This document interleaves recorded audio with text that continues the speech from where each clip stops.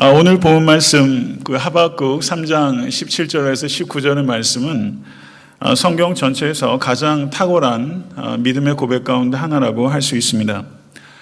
많은 목사님께서 추수감사절에 이 말씀을 설교해 오셨고 저도 직간접적으로 오늘 본문에 대해서 설교한 적이 있습니다. 그러나 저는 오늘 설교를 하면서 조금 다른 방식으로 접근해 보고자 합니다. 3장 17절에서 19절의 그 내용을 감사라는 그 주제에 맞춘 주제 설교를 하기보다는 하박국이 인간이 어떻게 이런 감사를 할 수 있을까 의구심이 들 정도로 이 불가사의한 감사가 어떤 배경에서 탄생되었는가 하는 하박국서 전체 맥락을 우리가 살펴보는 방식으로 오늘 설교를 하고자 합니다. 선지자 하박국이 어떤 사람인지에 대해서는 성경은 거의 이야기하고 있지 않습니다. 실제 하박국서에서도 하박국서 1장 1절과 3장 1절에 단 두 차례 하박국의 이름이 등장할 뿐입니다. 그런데 3장 1절과 3장 19절을 근거로 아마도 하박국은 성전에서 찬양과 관련된 사역을 했던 레위인이었을 것이다 라고 추정하는 사람들이 있습니다. 그러면 하박국이 활동했던 시대와 저가 예언을 했던 역사적 배경이 어떤 때였을까 하는 질문으로 나아가게 되는 것입니다. 그 내용은 1장 5절에서부터 11절에서 단서를 찾을 수 있습니다. 유다의 불의에 대해서 하나님께서 심판으로 바벨론을 들어서 유다를 멸망하게 될 것이다 라는 무서운 예언이 담겨 있는 것입니다. 그렇다면 이 하박국은 주전 612년에 아수르가 멸망한 후에 그리고 주전 605년 바벨론과 이집트가 팔레스타인의 패권을 놓고 전쟁했던 갈그미스 전투 전후 어느 시점, 그러니까 주전 12년에서 주전 605년 전후 어느 시점에 이 하박국이 이 하박국서를 적었을 것이다 이렇게 추정할 수 있다는 것입니다. 그런데 하박국서가 다른 선지서와 다른 점이 있습니다. 그것은 다른 선지서는 하나님께서 그 선지자를 통해서 이스라엘 백성에게 주시는 예언의 말씀입니다. 그런데 하박국서는 이스라엘 백성에게 전달하는 메시지가 기록되어 있지 않습니다. 하박국서는 하나님과 선지자 하박국 간의 대화를 중심으로 구성되어 있는 매우 특이한 예언서라고 할 수 있습니다. 그래서 1장 2절부터 4절에는 하박국의 첫 번째 탄원이 기록되어 있고 1장 5절에서 11절은 하나님의 첫 번째 답변이 기록되어 있습니다. 그리고 1장 12절에서 2장 1절은 하박국의 두 번째 탄원이 기록되어 있고 2장 2절부터 20절까지 하나님의 두 번째 답변이 기록되어 있습니다. 그리고 하박국 3장은 하나님의 이 두 차례에 걸친 답변에 대한 하박국의 응답, 곧 하박국의 기도가 기록되어 있는 것입니다. 그리고 오늘 본문 말씀 하박국서 3장 17절에서 19절의 말씀은 이 하박국의 기도 중에서 제일 마지막 부분이요, 하박국서 전체의 마지막 3절에 해당되는 부분입니다. 그렇기 때문에 오늘 본문 말씀은 하박국의 기도의 결론이라고 말할 수 있는 것이죠. 1장 1절을 보시게 되면 선지자 하박국이 묵시로 받은 경고라라고 시작하고 있습니다. 이것은 하박국서 전체의 표제입니다. 그리고 숨가쁘게 1장 2절부터 11절까지 하박국과 하나님 사이에 첫 번째 대화가 기록되어 있습니다. 하박국은 유다의 만연한 시대적 상황을 6가지로 표현합니다. 그것은 폭력과 불의와 거짓과 파괴와 다툼과 갈등입니다. 성경 원어로 보게 되면 이 6가지의 문제를 하박국이 적시하고 있습니다. 그리고 시대 상황에 대해서 하박국이 평가하기를 율법이 해이해지고 정의가 실현되지 않고 있다라고 시대 상황을 폭로하고, 왜 하나님께서 이와 같은 유다의 만연한 불법과 불의에 대해서 개입하지 아니하시고 침묵을 이어가고 계십니까? 라고 항의성 질문을 하박국이 던지고 있는 것입니다. 2절을 보시게 되면 여호와여 내가 부르짖어도 주께서 듣지 아니하시니 어느 때까지니이까? 3절을 보시게 되면 어찌하여 내게 죄악을 보게 하시며 패역을 눈으로 보게 하시나이까? 라고 하박국이 하나님께 항의성 질문을 두 차례 던졌던 것입니다. 이에 대한 하나님의 첫 번째 대답이 하박국서 1장 5절부터 11절에 기록되어 있습니다. 하나님의 대답은 유다의 불의에 대해서 내가 바벨론을 들어서 칠 것이다 라는 것이었습니다. 6절에서 8절을 보시게 되면 보라, 내가 사납고 성급한 백성 곧 땅이 넓은 곳으로 다니며 자기의 소유가 아닌 거처들을 점령하는 갈대아 사람을 일으켰나니 그들은 두렵고 무서우며 당당함과 위엄이 자기들에게서 나오며 그들의 군마는 표범보다 빠르고 저녁 이리보다 사나우며 그들의 마병은 먼 곳에서부터 빨리 달려오는 마병이라 마치 먹이를 움키려 하는 독수리의 나름과 같으니라. 이렇게 하나님께서 대답하셨습니다. 그런데 하박국은 자신의 질문이 해소가 되기보다는 더 큰 혼란 가운데 빠지게 된 것입니다. 유다의 불의에 대해서 하나님 왜 이렇게 침묵하십니까? 라고 질문을 드렸는데 하나님께서는 그 유다에 대한 심판의 도구로 바벨론을 들어서 유다를 치겠다고 대답하신 것입니다.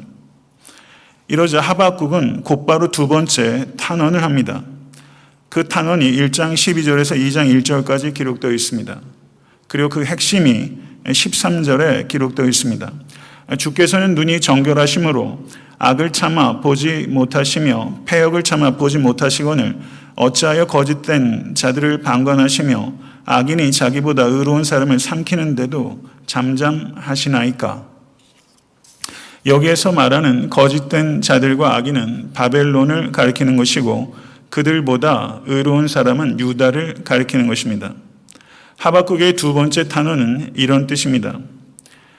하나님께서 어떻게 선하시고 의로우신데 덜 악한 유대 민족을 벌하시기 위해서 더 악한 바벨론을 사용하실 수 있습니까? 라는 도덕적 질문입니다. 유다 사람들도 나쁘지만 하나님께서 심판의 도구로 사용하는 바벨론 사람은 더 나쁘지 않습니까? 라는 항의인 것입니다.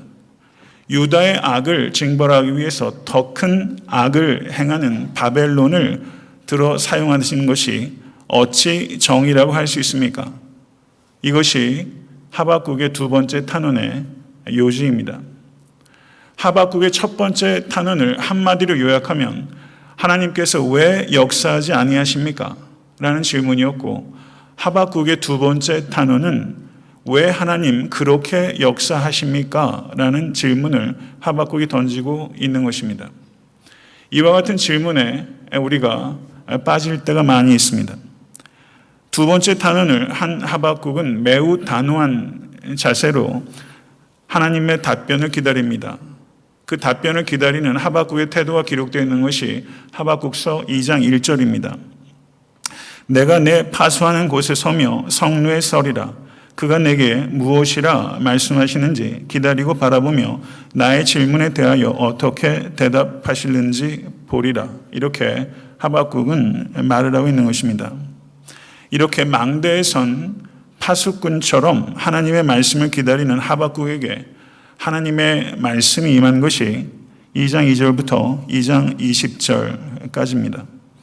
2장 2절을 보시게 되면 너는 이 묵시를 기록하여 판에 명백히 새기되 달려가면서도 읽을 수 있게 하라. 성도 여러분, 달려가면서도 읽을 수 있게 하라라는 뜻이 무엇이겠습니까? 그것은 누구나 어려움 없이 읽을 수 있도록 하라는 뜻입니다. 하나님께서는 하박국이 던진 두 차례 질문들에 대해서 대답하시면서 이와 같은 질문들을 던질 사람이 오직 하박국만 존재하는 것이 아니라 많은 사람들이 동일한 문제를 가지고 갈등하고 질문을 던질 것이라는 것을 알고 계신 것입니다. 그래서 하나님의 답변이 단지 하박국 개인에게 들려지는 사적인 답변이 아니라 하나님께서 역사하시는 방식에 대해서, 특별히 난해한 방식에 대해서 고민하고 질문하는 모든 성도들에게 듣도록 하기 위해서 하나님께서 이 말씀을 하시는 것입니다. 사랑하는 성도 여러분, 우리가 살고 있는 시대상도, 그리고 여러분과 제가 개인적으로 직면한 개인사도 이와 같은 많은 질문들을 하게 됩니다. 하나님, 왜 역사하지 않으십니까? 내 삶 속에서 왜 역사하지 아니하십니까? 이 나라와 민족 가운데, 열방 가운데 왜 하나님 역사하지 아니하십니까? 이것이 우리의 질문입니다. 하박국의 질문이 곧 여러분의 질문이고 제 질문입니다. 또 하나의 질문은 하나님 왜 나에게 이렇게 하십니까? 하나님께서 역사하시는 방식에 대한 질문, 그것이 우리가 갖게 되는 또 다른 중요한 두 번째 질문입니다. 하박국은 하나님께 질문하는 사람이었습니다. 근데 성경을 보게 되면 하박국처럼 질문했던 사람이 또 있었다는 것을 우리가 발견하게 됩니다. 그 사람은 욥입니다. 욥도 하나님의 정의에 대해서 질문했고 하박국도 하나님의 정의에 대해서 질문한 것입니다. 욥도 하박국도 하나님께 묻기를 결코 주저하지 않았습니다. 그런데 욥이 던진 질문과 하박국이 던졌던 질문은 매우 대조됩니다. 욥의 질문을 간략하게 요약하면 무엇입니까? 무지한 내가 징벌을 받는 이유가 무엇입니까? 이것이 욥의 질문이었다면 하박국의 질문은 정반대입니다.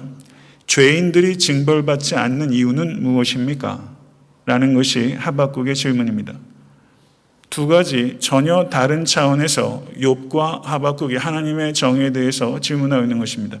왜 무지한 내가 징벌받습니까? 이것이 욥의 질문이고 하박국의 질문은 왜 죄인들이 징벌받지 않습니까? 이것은 마치 동전의 앞뒷면과 같은 질문이고 이것은 실존적인 질문입니다.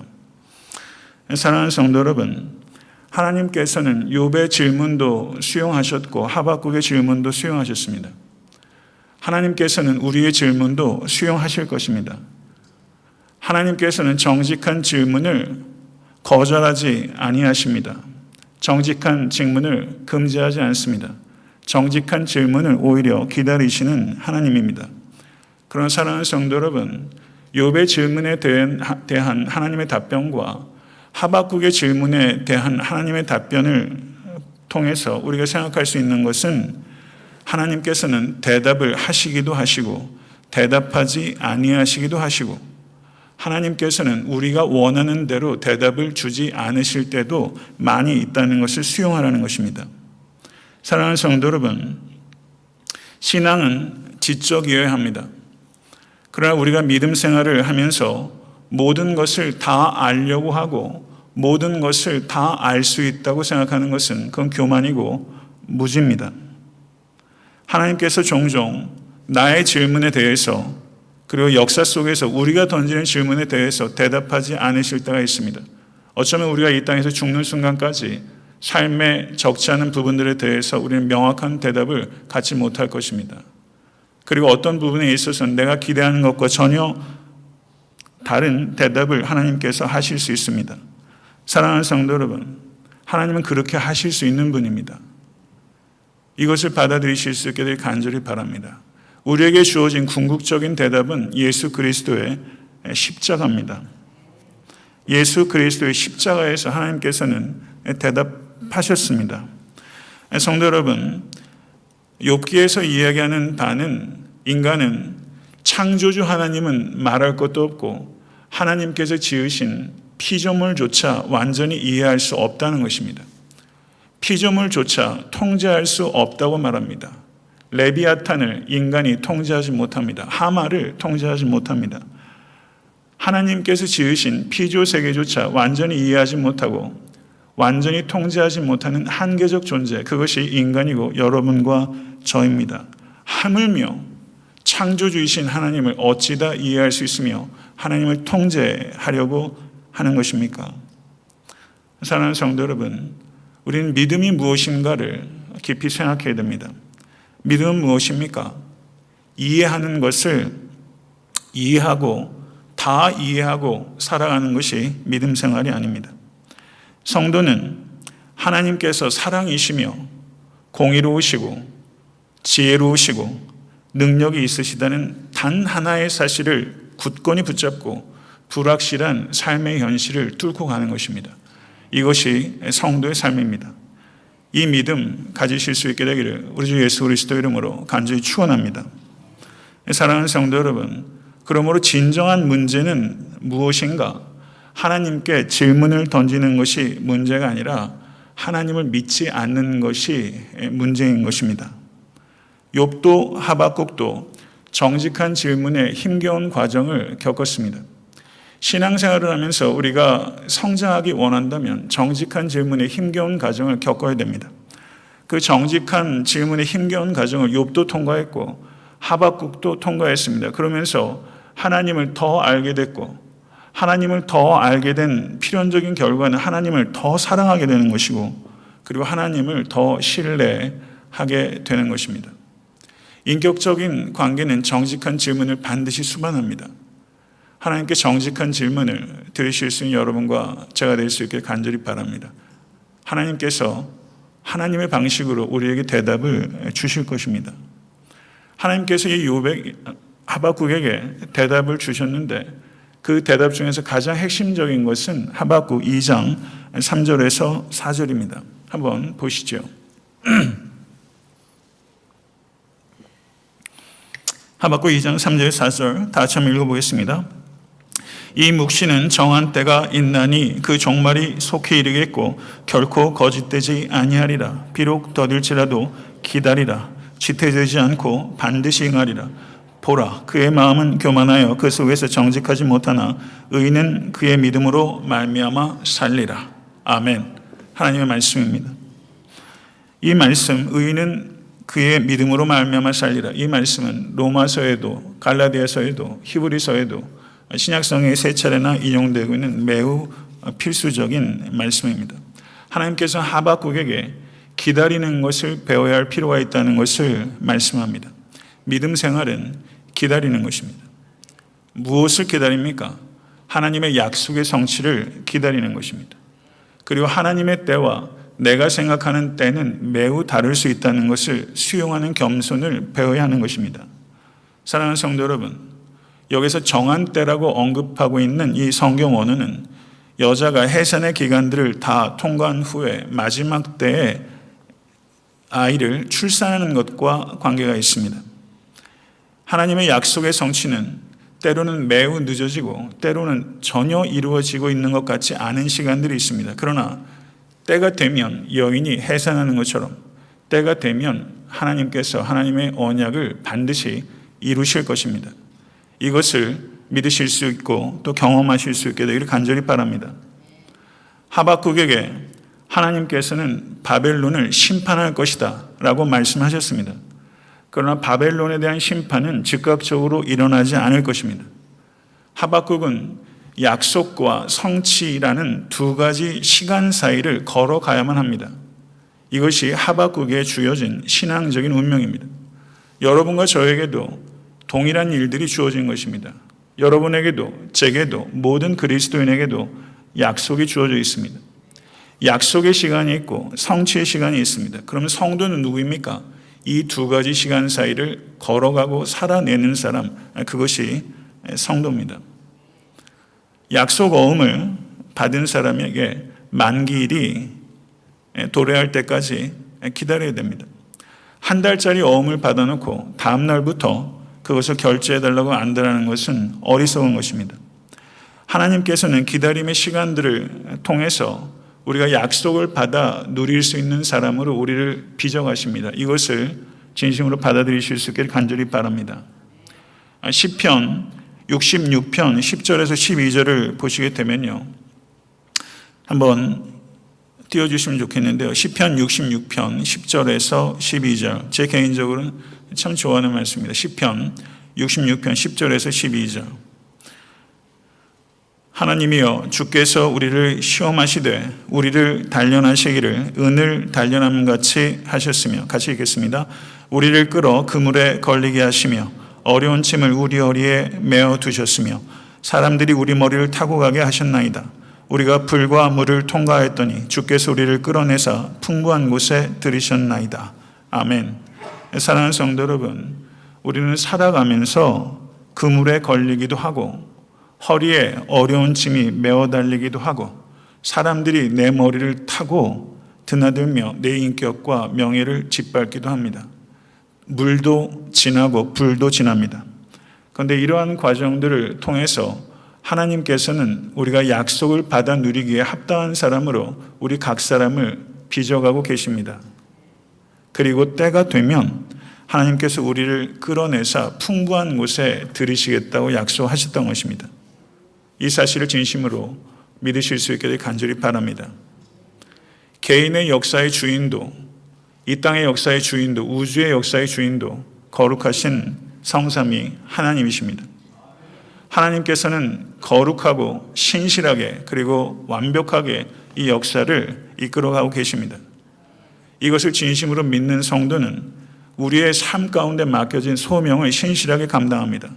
신실하신 하나님을 믿는 성도는 신실하게 하나님의 역사의 한 부분을 감당하게 되는 것입니다. 믿음의 삶은 약속의 성취를 기다리는 신실한 삶의 방식입니다. 믿음이 없는 사람은 고난 속에는 쓰러지고 유혹 앞에서는 타협합니다. 그러나 믿음이 있는 성도는 고난 속에서 단련되고 유혹 앞에서 더욱 정결해집니다. 이와 같은 성도가 되기를 간절히 소원합니다. 그래서 욥기 23장 10절을 보게 되면 내가 가는 길을 그가 아시나니 그가 나를 단련하신 후에는 내가 정금같이 되어 나오리라. 아멘. 사랑하는 성도 여러분, 하나님께서는 하나님의 때, 하나님의 방법으로 하나님의 역사를 이루십니다. 이것을 진심으로 믿으실 수 있게 되기를 바랍니다. 이것을 진심으로 믿을 때 우리는 약속의 시간에서 성취의 시간으로 흔들림 없이 나아갈 수 있게 되는 것입니다. 2장 6절 하반절부터 19절까지의 내용을 보시게 되면 5차례에 걸쳐서 화 있을진저 라는 말이 반복되고 있는 것을 볼 수 있습니다. 바벨론에게 임할 무서운 하나님의 심판에 대해서 이야기를 합니다. 바벨론의 착취와 횡령과 폭력과 방탕과 우상 숭배에 대해서 하나님의 맹렬한 심판이 임할 것이다 라고 화 있을진저 5번이나 언급하고 있는 것입니다. 그런데 2장 14절을 보시게 되면 이는 물이 바다를 덮음같이 여호와의 영광을 인정하는 것이 세상에 가득함이니이다. 우리가 잘 알고 노래하는 구절이 여기 있습니다.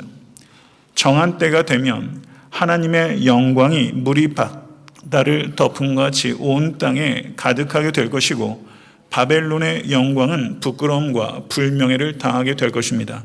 이것을 믿으실 수 간절히 축원합니다. 이것이 역사의 결국입니다. 그리고 2장 20절에 이르러서 오직 여호와는 그 성전에 계시니 온 땅은 그 앞에서 잠잠할지니라. 아멘. 온 땅은 그 앞에서 잠잠할지니라.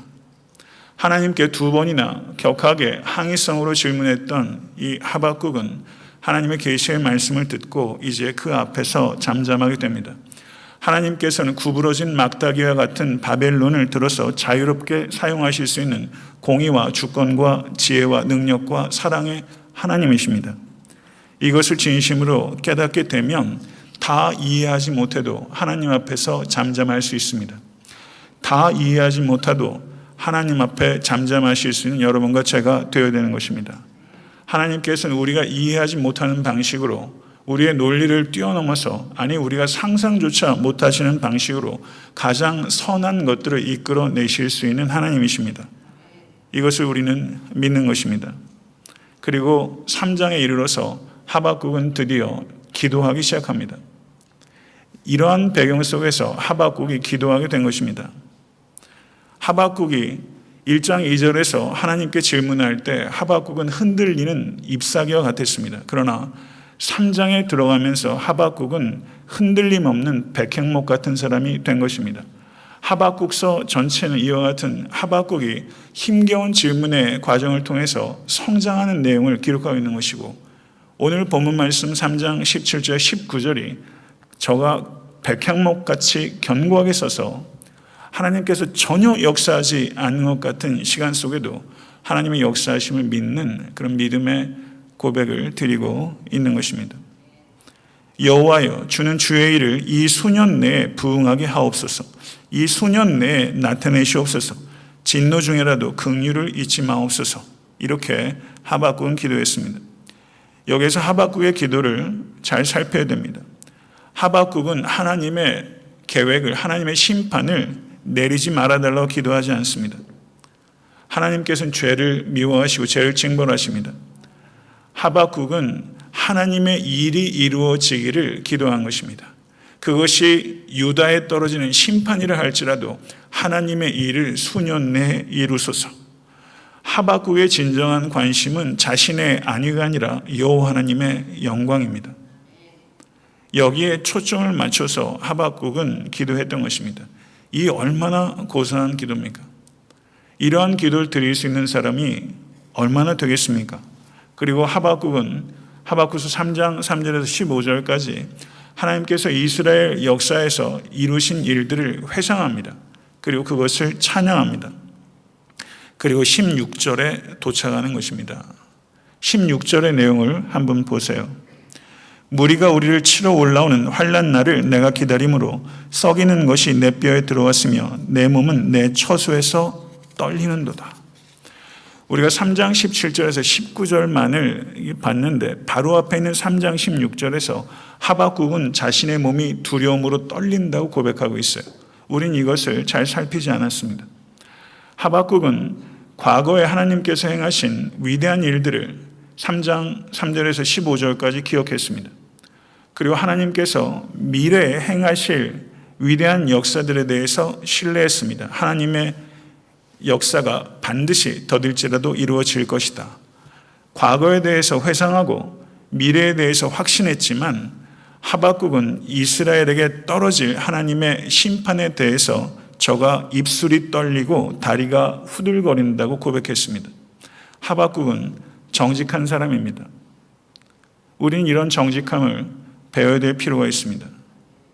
우리도 입술이 떨리고 턱이 덜덜덜덜 떨리고 다리가 후들릴 수밖에 없는 공포스러운 삶의 상황 가운데 직면할 때가 있습니다. 하박국은 그것을 정직하게 토로하는 것입니다. 그러나 하박국은 공포에 머물러 있지 않습니다. 마틴 로이드 존스 목사님께서 하박국에 대해서 설교를 하면서 From Fear to Faith라는 책을 쓰셨어요. 두려움에서 믿음으로 옮겨갑니다. 하박국은 이 16절에서 17절로 옮겨가면서 두려움에서 믿음으로 옮겨가고 있는 것입니다. 저는 겁먹은 채로 머물러 있지 않습니다. 우리가 겁먹을 수밖에 없는 삶의 현실이 있습니다. 그러나 믿는 성도는 겁먹은 채로 있지 않습니다. 저는 바벨론에 대한 두려움을 하나님에 대한 믿음으로 이긴 것입니다. 그리고 순결하게 그지 말할 수 없는 감사의 기도를 하나님 앞에 올려드리고 있는 것이 3장 17절에서 19절의 말씀입니다. 17절 19절의 말씀은 무엇입니까?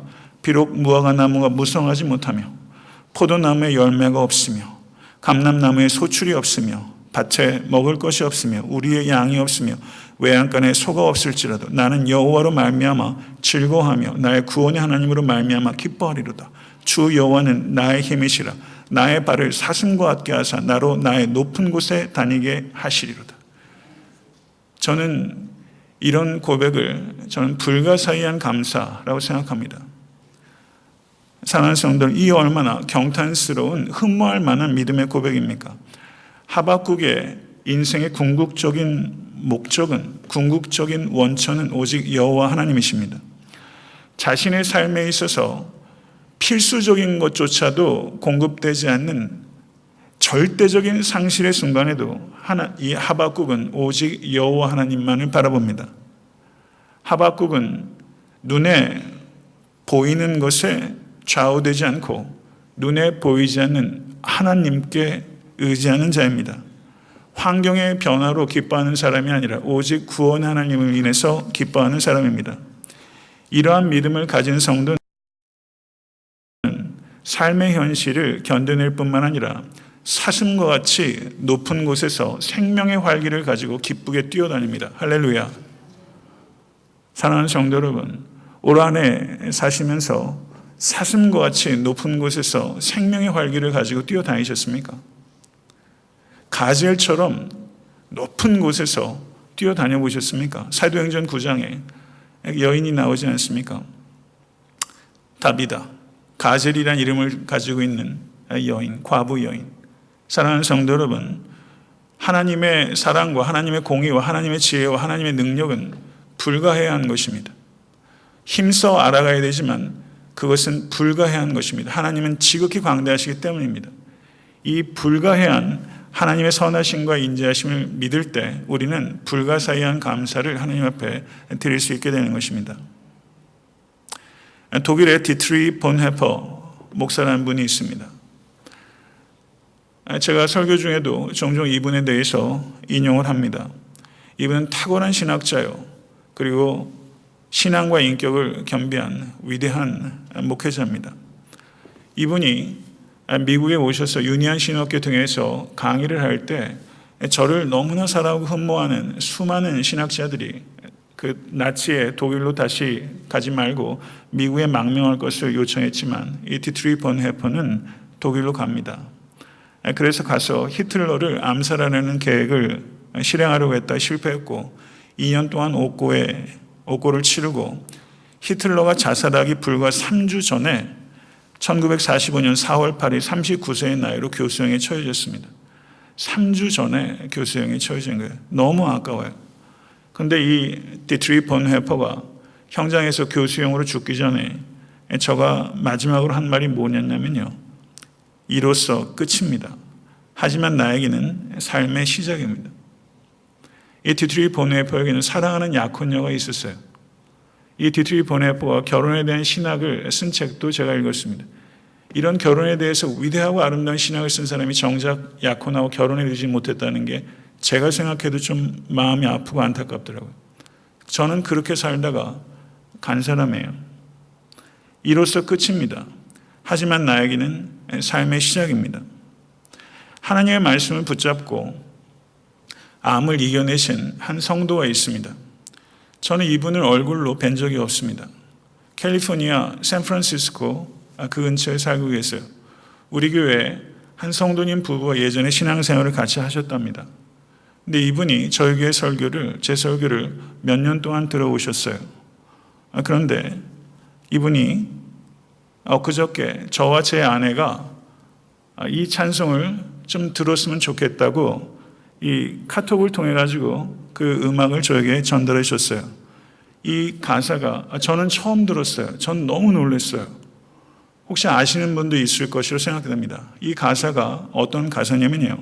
디트리 본헤퍼가 옥중에서 마지막으로 쓴 시입니다. 마지막으로 쓴 시에 곡을 붙인 노래예요. 선한 능력으로라는 제목의 시입니다. 이 시의 내용이 이것입니다. 선한 능력에 언제나 고요하게 둘러싸여서 보호받고 위로받는 이 놀라움 속에 여러분과 함께 오늘을 살기 원하고 그리고 여러분과 함께 새로운 한 해를 맞이하고 싶습니다. 선한 능력에 우리는 너무 잘 보호받고 있으며 믿음으로 일어난 일들을 기대하고 있습니다. 하나님께서는 밤이나 아침이나 우리 곁에 계십니다. 또한 매일의 새로운 날에 함께 하십니다. 옛것이 여전히 우리의 마음을 괴롭게 하고 어두운 날들의 무거운 짐은 우리를 짓누르지만 오 주님, 내몰려버린 우리의 영혼에게 당신께서 준비해 놓으신 구원을 주십시오. 선한 능력에 우리는 너무 잘 보호받고 있으며 믿음으로 일어날 일들을 기대하고 있습니다. 하나님께서는 밤이나 아침이나 우리 곁에 계십니다. 또한 매일의 새로운 날에 함께 하십니다. 당신께서 우리의 어둠 속으로 가져오신 그 초들이 오늘 밝고 따뜻하게 타오르게 해 주시옵소서. 우리가 다시 하나가 되게 하여 주십시오. 우리는 압니다. 당신의 빛이 밤을 비추고 있음을. 선한 능력에 우리는 너무 잘 보호받고 있으며 믿음으로 일어날 일들을 기대하고 있습니다. 하나님께서는 밤이나 아침이나 우리 곁에 계십니다. 또한 매일의 새로운 날에 함께 하십니다. 그리고 그는 얼마 지나지 않아서 순교했던 것입니다. 이 가사에 붙인 곡을 한번 들어보세요.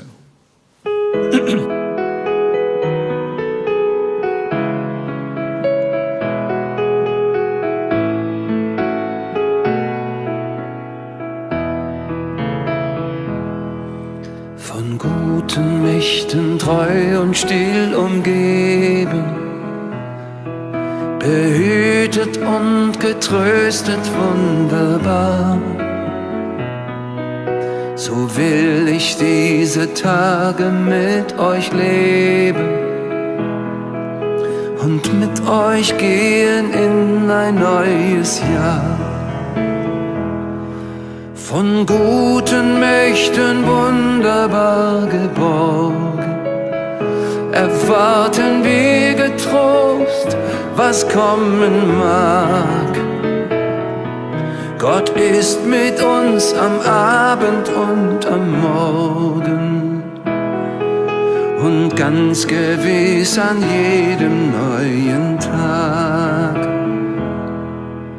Noch will das Alte unsere Herzen quälen, noch drückt uns böser Tage schwere Last.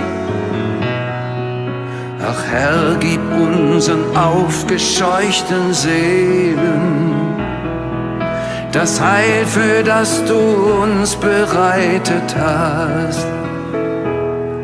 Von guten Mächten wunderbar geborgen, erwarten wir getrost, was kommen mag.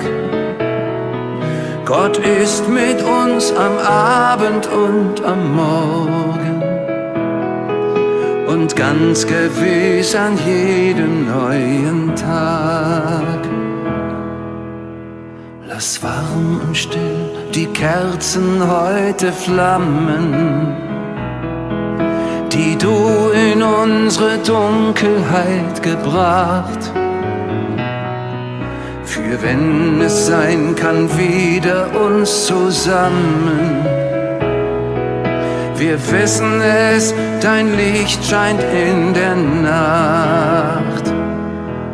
Von guten Mächten wunderbar geborgen, erwarten wir getrost, was kommen mag. Gott ist mit uns am Abend und am Morgen und ganz gewiss an jedem neuen Tag. 제가 이것을 무한 반복해 들으면서 마음이 뜨거워지더라고요. 하나님의 정의를 이루기 위해서 저는 밝고 따뜻하게 타오르는 초와 같은 사람이었고 또 죽게 될 것을 알게 됐지만 그 길을 끝까지 걸어왔습니다. 디트리히 본헤퍼도 힘겨운 질문의 과정을 통과한 것입니다. 그리고 하박국도 힘겨운 질문의 과정을 통과했습니다. 그리고 욥도 힘겨운 질문의 과정을 통과했습니다. 그리고 이와 같이 3장에 이르러서 위대한 고백을 하나님 앞에 올려드리고 있는 것이죠. 저는 하박국에게 감동하고 디트리히 본헤퍼에 대해서 감동합니다. 그가 쓴 이 내용에 대해서 감동합니다. 감동적인 노래입니다. 저는 여러분과 저의 삶도 하나의 작품으로 되어갈 수 있게 되기를 바랍니다. 이 땅을 떠날 때 무엇을 남기고 갈 것인가? 우리는 하나의 작품을 남기고 가게 되는 것입니다. 삶을 고귀하고 아름답게 이끌어 가실 수 있는 여러분과 제가 될 수 있게 되기를 우리 주 예수 그리스도 이름 간절히 축원합니다. 기도하겠습니다. 할렐루야. 존귀하신 주님 감사합니다. 또 하박국을 통해서 하박국이 하나님 앞에 질문을 던지며 역사 속에서 하나님께서 일하시는 난해한 방식들에 대해서 혼돈에 빠졌지만 하나님께서 저에게 대답하셨고 또 하박국은 다 이해할 수 없었지만 하나님의 선하심을, 하나님의 사랑이 많으심을, 하나님의 정의로우심을 수용하며 하나님을 온전히 높여드리고 직면한 삶의 공포에 대하여 이빨이 떨릴 만큼 저가 두려워했지만 하나님을 온전히 신뢰하며 감사할 수 있었습니다. 우리 사랑하는 모든 권속들도 사슴처럼 높은 곳에 올라가 구원의 하나님을 찬양하며 살아갈 수 있도록 인도하여 주시옵소서. 우리 주 예수 그리스도 이름으로 간절히 축복하며 기도드리옵나이다. 아멘.